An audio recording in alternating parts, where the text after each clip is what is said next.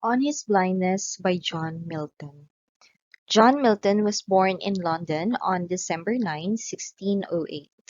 After university, he spent 6 years in his father's country home in Buckinghamshire, following a rigorous course of independent study, including both classical and modern works, to prepare for a career as a poet.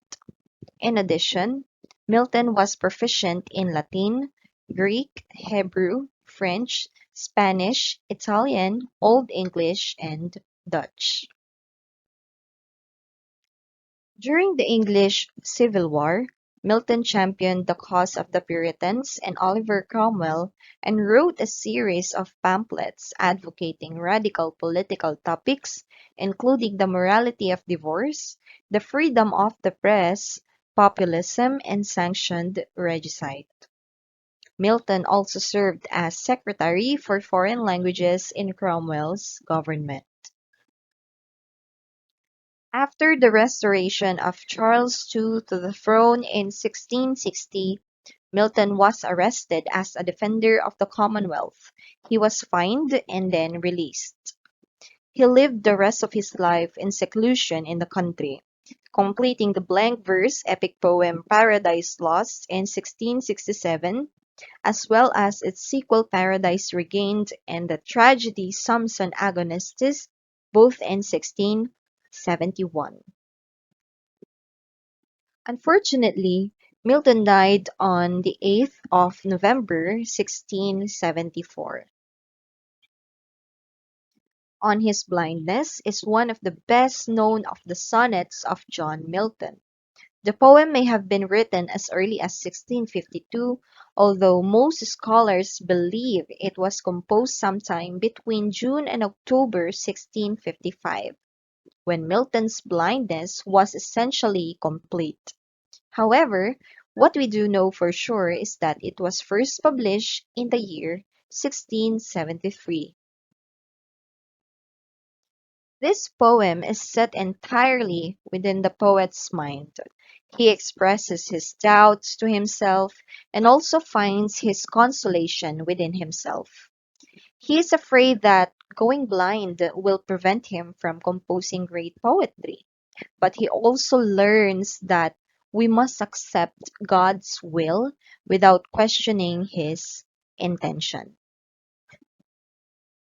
This poem is a sonnet. When we say sonnet, consists of 14 lines divided into an 8-line unit known as an octave and a 6-line unit known as a sestet. The octave and sestet can together form a single stanza, which is in the case of the poem On His Blindness, or it can also appear as two separate stanzas. Since the 14 lines of this sonnet are not divided into stanzas, they are divided into meaningful segments for the purposes of this summary in order to make the poem easier to follow and understand. This poem is written in the first-person point of view, hence we can assume that the speaker of the poem is the poet himself.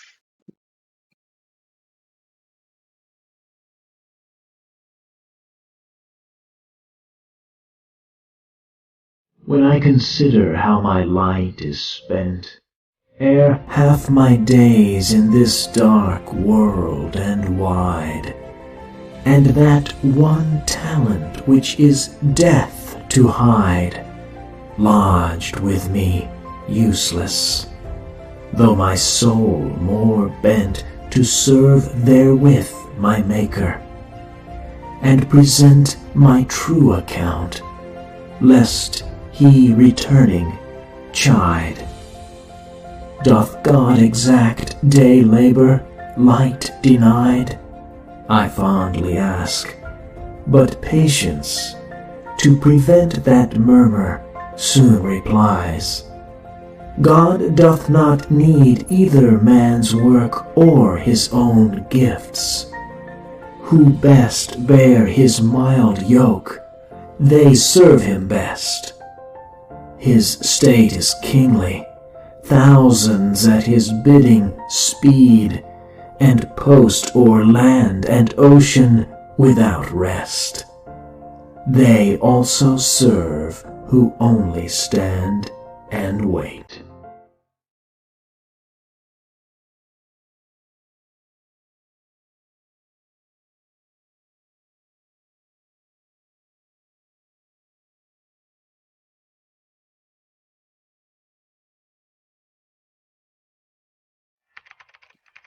For lines 1 to 2, let me read it before you.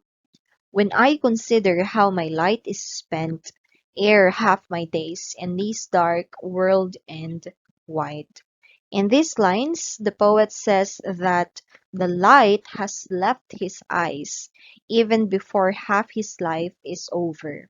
That is, just when just when he is about to reach his middle age. For lines 3 to 6, and that one talent which is death to hide, lodge with me useless, though my soul more bent, to serve therewith with my Maker, and present my true account, lest he returning chide. In these lines, the poet says that God has given him the talent of poetic composition, and if he is not able to produce something worthwhile using that talent, then he deserves to die. However, his talent has been rendered useless by the loss of his eyesight. Even so, he wishes to serve God by using his talent. He wants to be able to tell the true story of his life in his poetry. And that is perhaps why he is writing this sonnet on his blindness. He is writing this poet so that God does not become angry at him and think that he is wasting the talent that has been given to him. Lines 7 to 11. Doth God exact day labor light denied? I fondly ask, but patience to prevent. That murmur soon replies, God doth not need either men's work or his own gifts. Who best bear his mild yoke, they serve him best. In this part of the poem, the poet is prompted to directly ask God a question. He asks God whether he would be cruel enough to expect something productive from a blind man as the price for providing him with a talent that has helped him earn his bread and butter by far.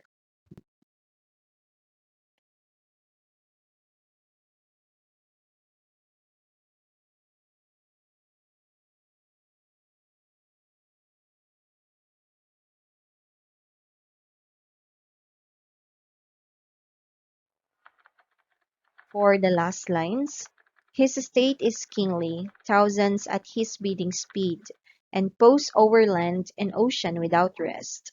They also serve who only stand and wait. In these lines, the element of patience within the poet proffers him some advice to deal with the supposedly harsh ordeal of his going blind. His patience tells him that God is kin to a king who has many kingdoms under his dominion and countless subjects to do as he asks. There are similarly thousands of men on earth who follow God's every instruction to the letter, and who hurry over lands and seas without a moment of rest in the fulfillment of the duties allotted to them.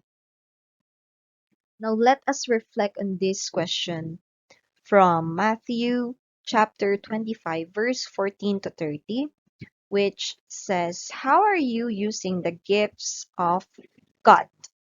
So, what are you really good at? Are you good at painting, singing, dancing? Maybe you are good at telling stories, then you can make use of that in teaching the young children in your place. Perhaps you just find the opportunities to help people wherever you go. Whatever your talent or skill is, guess what? God is behind it. But He doesn't bless us with talents or skills so we can get noticed or just earn lots of cash.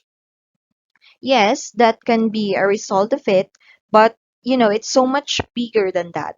God wants us to honor Him with those gifts and skills. He wants us to be good and faithful servants with our talents. How exactly does God wants us to use our talents for Him? There are actually two ways: blessing others and building His kingdom. Good day, everyone.